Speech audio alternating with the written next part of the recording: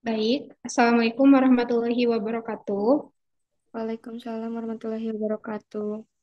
Yang terhormat, kepada Ibu Dr. Dini Mariani, Sarjana Keperawatan Nurse dan Magister Keperawatan Anak sebagai dosen pengampu Sistem Informasi Kesehatan, kami perwakilan dari kelompok 5 yang akan presentasikan hasil diskusi kelompok kami yaitu mengenai telemedicine.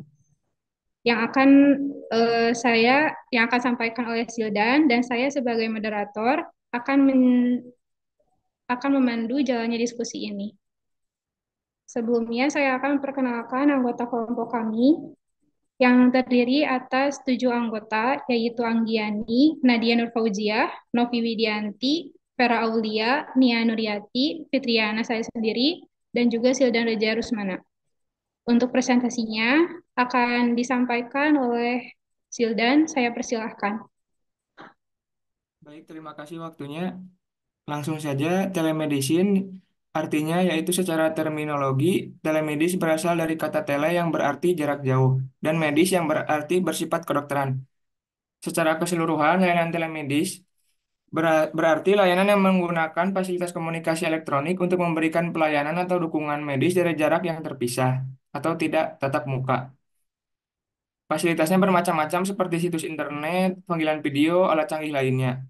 Selain itu, dapat diartikan sebagai penggunaan teknologi informasi dan komunikasi untuk mentransfer data, informasi kedokteran guna meningkatkan pelayanan klinis serta pendidikan.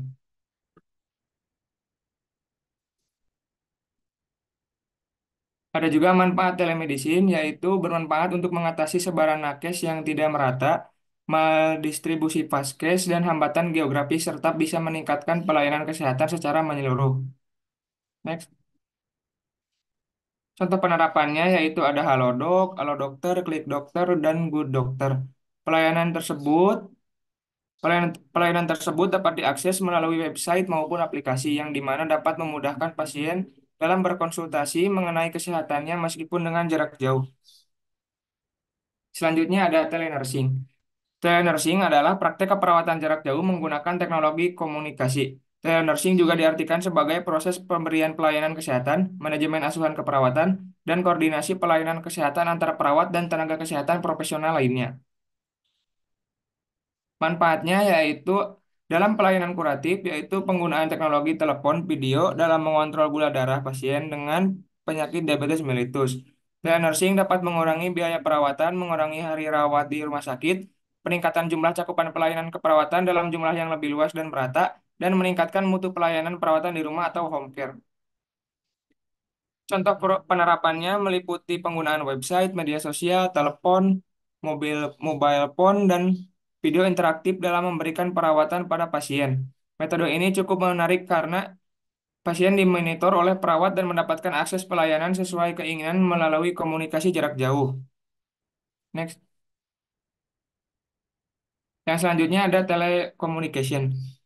Telekomunikasi berasal dari kata tele dan komunikasi. Tele yang berarti jauh dan komunikasi yang berarti hubungan atau pertukaran informasi. Berarti telekomunikasi adalah peristiwa pertukaran informasi atau komunikasi dalam jarak jauh. Manfaatnya yaitu yang pertama menyadarkan masyarakat akan potensi perkembangan teknologi, memotivasi kemampuan untuk bisa beradaptasi dan percaya diri, mengembangkan kompetensi dalam menggunakan teknologi informasi dan komunikasi, mengembangkan kemampuan belajar mandiri dan inisiatif, meningkatkan aliran komunikasi, mempermudah komunikasi, mengubah struktur komunikasi, dan menurunkan biaya komunikasi. Selanjutnya ada penerapan telecommunication. Yang pertama, komunikasi satu arah atau simplex. Dalam komunikasi satu arah ini, penerima informasi tidak dapat menjalin komunikasi yang berkesinambungan melalui media yang sama. Contohnya, televisi, pagar, dan radio. Yang kedua, komunikasi dua arah atau duplex. Komunikasi ini, pengirim dan penerima informasi dapat menjalin komunikasi yang berkesinambungan melalui media yang sama. Contohnya, telepon dan POIP. Yang ketiga ada komunikasi semi dua arah atau half duplex. Komunikasi ini, pengirim dan penerima informasi berkomunikasi secara bergantian namun tetap berkesinambungan, contohnya fax dan chatroom. Selanjutnya ada teleconsultation.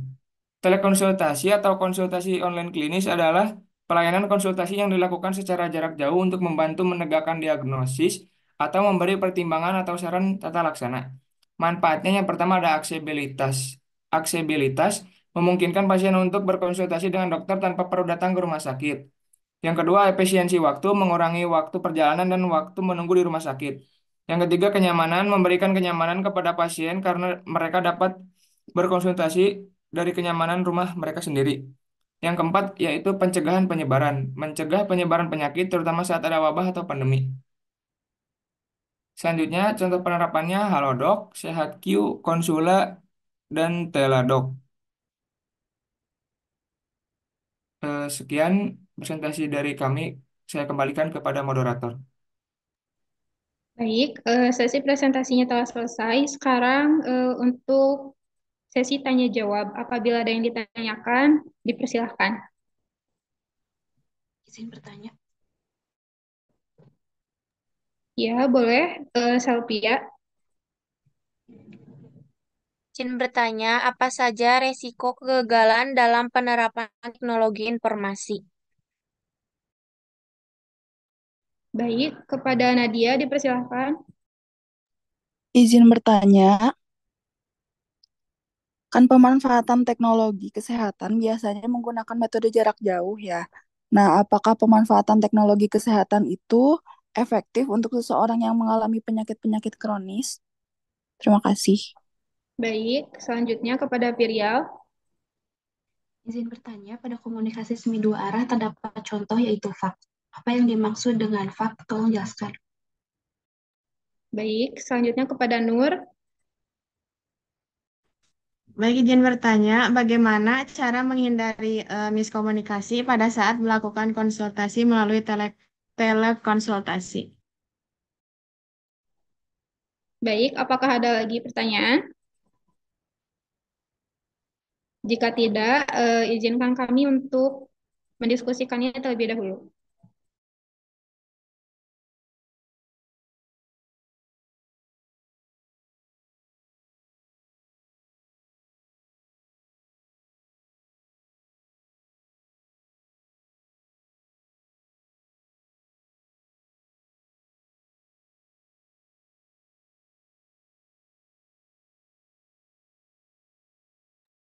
Baik, saya di sini akan menjawab pertanyaan dari Selvia. Apa saja resiko kegagalan dalam penerapan teknologi informasi?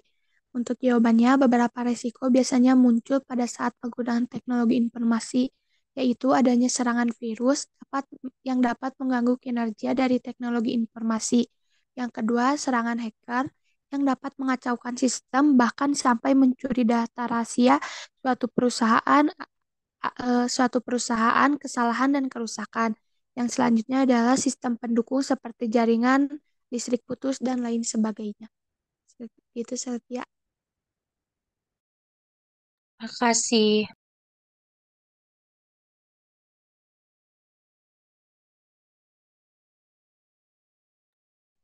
Baik, selanjutnya saya akan menjawab pertanyaan dari Virial. Pertanyaannya yaitu pada komunikasi semi dua arah terdapat contoh yaitu fax. Apa yang dimaksud dengan fax? Jawabannya adalah fax adalah singkatan dari faksimiles atau yang bisa disebut juga dengan mesin. Jadi mesin ini digunakan untuk mengirimkan dan menerima dokumen secara fisik melalui jaringan telepon, analog, atau internet. Apakah jawabannya sudah cukup? Sudah, terima kasih. Baik. Baik, selanjutnya saya akan menjawab pertanyaan dari Nur Anissa, yaitu bagaimana cara menghindari miskomunikasi pada saat melakukan konsultasi melalui telekonsultasi. Jawabannya yaitu seorang komunikan dan komunikator harus berperan dalam menghindari miskomunikasi. Dalam konteks ini, komunikan itu pasiennya dan komunikator itu tenaga kesehatannya, misalkan dokter. Nah, peran komunikan dalam menghindari miskom yaitu membaca pesan atau informasi dengan teliti dan mencoba memahaminya dengan baik. Sedangkan peran komunikator dalam menghindari miskom yaitu fokus pada saat menyampaikan informasi dan memperbaiki bahasa. Dalam hal ini, komunikator dan komunikan harus menyepakati terlebih dahulu ingin menggunakan bahasa apa saat berkomunikasi. Misalkan ingin menggunakan bahasa Indonesia atau Sunda atau lainnya. Seperti itu, apakah terjawab? Baik, terima kasih. Sama. Baik, selanjutnya saya akan menjawab pertanyaan dari Nadia. Eh, apakah teknologi kesehatan metode jarak jauh bisa efektif untuk penyakit kronis? Jadi, pemanfaatan teknologi kesehatan jarak jauh dapat efektif untuk pengelolaan penyakit kronis dengan monitoring rutin, konsultasi virtual, dan manajemen data pasien. Namun, ada beberapa kondisi memerlukan interaksi langsung dengan profesional medis. Keefektifan tergantung pada jenis penyakit dan respon pasien terhadap metode tersebut. Dan ada beberapa yang sudah disebutkan tadi di presentasi. Apakah sudah cukup, Nadia? Sudah cukup. Terima kasih nih ya. Baik, alhamdulillahirobbilalamin. Sesi presentasi dan juga tanya jawab telah selesai. Terima kasih atas perhatiannya. Saya sebagai moderator dan perwakilan dari kelompok izin untuk menutup presentasi. Wassalamualaikum warahmatullahi wabarakatuh. Waalaikumsalam warahmatullahi Waalaikumsalam wabarakatuh. warahmatullahi wabarakatuh.